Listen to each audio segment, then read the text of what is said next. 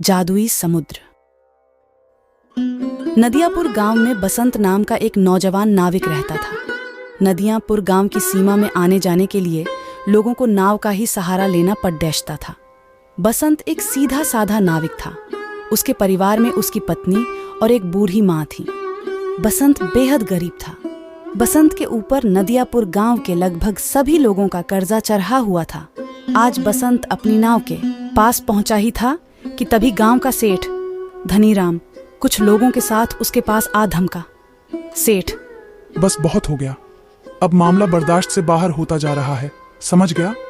पूरे 6 महीने हो गए मुझे बेवकूफ बनाते हुए तुझे। आज मैं अपने पैसे ले जाकर ही रहूंगा, समझा?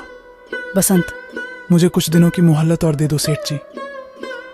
आप तो जानते ही हो कि इस वक्त धंधा कितना मंदा चल रहा है। सेठ, अबे तेरा धंधा कोई मंदा नहीं चल रहा। सच तो ये है कि तू मेरे पैसे देना ही नहीं चाहता। नदियापुर गांव में आने के लिए और जाने के लिए नाव का ही सहारा लेना पड़ दीचता है। ऊपर से ये इलाका टूरिस्ट इलाके में भी आता है। सैलानियों की कोई कमी नहीं है यहाँ पर। तेरा धंधा मंदा कैसे पड़ सकता है बे? बसंत, सेठ जी, सारे गांव वाले जानते हैं कि मेरी किस्मत कितनी फूटी हुई है। मैं बड़ी मेहनत से पाई पाई इकट्ठा करता हूँ, लेकिन वो पैसे किसी न किसी वजह से मुझसे खर्च हो जाते हैं। बसंत पर सेठ धनीराम बसंत का मजाक उड़ाते हुए अपने लोगों को देखकर बोला। सेठ, अरे सुना तुम लोगों ने? यह बड़ी मेहनत से पाई पाई जोड़ कर रकम इकट्ठा करता है और इसे खुद नहीं पता कि इसके कहाँ खर्च हो जाते हैं। इतना कहकर धनीराम गुस्से से बसंत की ओर देखकर बोला। सेठ, यह है क्यों नहीं कहता कि तू एक नंबर का अय्याश है। सारे पैसे अय्याशी में खर्च कर देता है। बेवकूफ आदमी, तुझे कोई और नहीं मिला बेवकूफ बनाने के लिए? बंसत, नहीं नहीं, ऐसा मत कहिए सेठ जी। नदियापुर के सारे लोग जानते हैं कि मैं कितना शरीफ हूं। मेरे घर में मेरी पत्नी और मेरी बूढ़ी माँ रहती है। सेठ, मैंने तुझसे ये नहीं पूछा कि तेरे घर में कौन कौन रहता है, समझ गया? अरे तेरे घर में तेरी बूढ़ी माँ रहे या तेरी पत्नी, मुझे इससे क्या? मुझे तो बस मेरे पैसों से मतलब है। और रहा सवाल तेरे शरीफ होने का, अरे तूने तो सारे गांव से कर्जा ले रखा है और जहां तक मुझे जानकारी है तो उन्हें किसी के ऐसे नहीं चुकाए। बंसत, मुझे थोड़ी सी मोहलत और दे दीजिए सेठ जी। मैं वादा करता हूं कि मैं आपकी एक एक पाई चुका दूंगा। सेठ, ठीक है, लेकिन इस बार मैं तुझे 10 दिन से ज्यादा की मोहलत नहीं दे सकता। 10 दिन के अंदर अंदर अगर मुझे मेरे पैसे नहीं मिले ना तो मैं तेरा मकान तुमसे छीनकर तुझे धक्के देकर तेरे मकान से बाहर निकाल दूंगा। समझ में आ गई? इतना कहकर धनीराम वहां से चला गया और बसंत अपना मुंह लटकाते हुए अपने काम पर लग गया। शाम को थका हारा बसंत जैसे ही अपने घर पर पहुंचा, उसकी पत्नी बोली। बसंत की पत्नी, आ गए सेठ जी। घर पर आपके पीछे बहुत सारे मेहमान आपको पूछते हुए आए थे।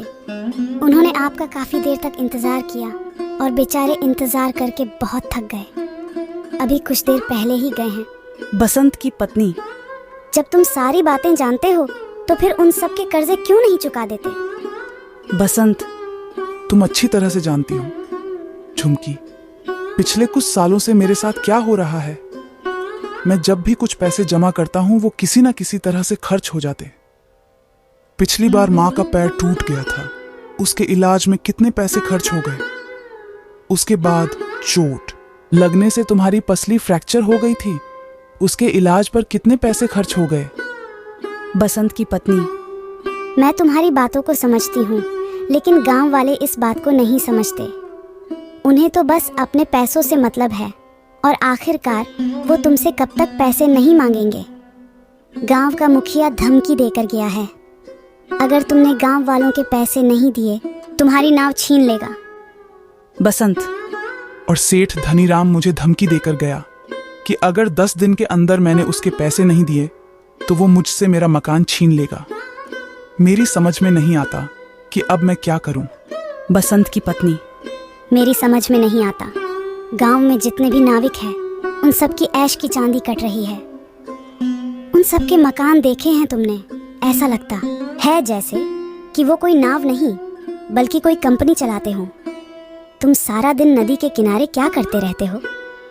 बसंत, कितनी बार कह चुका हूँ, झुमकी टूरिस्ट मेरी नाव में नहीं आते। बसंत की पत्नी, ये क्यों नहीं कहते कि तुम्हारी नाव में गांव के भूखे नंगे लोग ही आकर बैठते हैं?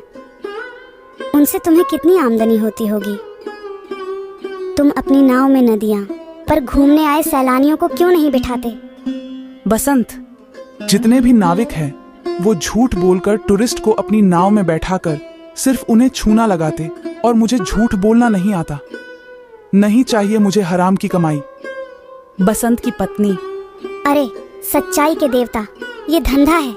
ये क्यों नहीं कहते कि तुम्हें धंधा करना ही नहीं आता? बसंत, जिसे तुम धंधा कह रही हो, मैं उसे अच्छा नहीं समझता। बसंत की पत्नी, मेरी तो किस्मत ही फूटी हुई है कि मुझे तुम्हारे जैसा बेवकूफ पति मिला। अगर ऐसा ही हाल रहा ना तो वो दिन दूर नहीं कि जिस दिन तुम्हारी नाव भी तुमसे छीन ली जाएगी। उसके बाद मुझे और माँ जी को इस घर से धक्के देकर बाहर निकाल दिया जाएगा। उसके बाद आपने सच्चाई के प्रवचन बाहर बैठकर देते रहना। इतना कहकर झुमकी गुस्से से वहां से चली गई। ऐसे ही 10 दिन गुजर गए। 10वें दिन बसंत नदी के किनारे उदास बैठा हुआ गहरी सोच में डूबा हुआ था कि तभी वहां पर धनीराम फिर से आ पहुंचा। सेठ, याद है ना बसंत, आज तेरा आखिरी दिन है। अब इससे ज्यादा मैं तुझे और मोहलत नहीं दे सकता भाई। शाम को मैं तेरे घर पर आऊंगा वसूली करने के लिए। मेरे पैसे तैयार रखना, नहीं तो अपना बोरिया बिस्तर समेटकर चुपचाप चले जाना। इतना कहकर धनीराम वहां से चला गया। बसंत अपने आप से बोला, बसंत, अब क्या होगा? पूरे 10 दिन से मेरी नाव में मुश्किल से 20 मुसाफिर भी नहीं बैठे होंगे। मैं धनीराम के पैसे कहाँ से दूंगा? अगर मैंने उसे पैसे नहीं दिए तो वो मेरे परिवार को बेइज्जत करके घर से निकाल देगा।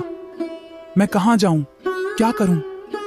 बसंत हसरत भरी निगाहों से और नाविकों को देखने लगा जिनकी नाव पर टूरिस्ट सवार थे। तभी बसंत की कानों में एक बूढ़े व्यक्ति का स्वर टकराया। बूढ़ा, क्या तुम मुझे दूसरी दुनिया के छोर तक छोड़ सकते हो? बसंत उस बूढ़े की बात सुनकर हैरत में पड़ गया। बसंत मन में, लगता है आपका दिमाग खिसका हुआ है।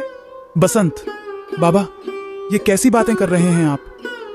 बूढ़ा, मेरा कहने का मतलब ये है बेटा, अब तुम मुझे इस नदी के दूसरे किनारे पर छोड़ दिया देना। बसंत, तो सीधे सीधे ये कहिए ना बाबा कि आपको दूसरी सीमा पर उतरना है। ठीक है बाबा, 200 लगेंगे। बूढ़ा, मैंने सुना है कि तुम बूढ़े और गरीब यात्रियों से पैसे नहीं लेते। बसंत, सही सुना है बाबा।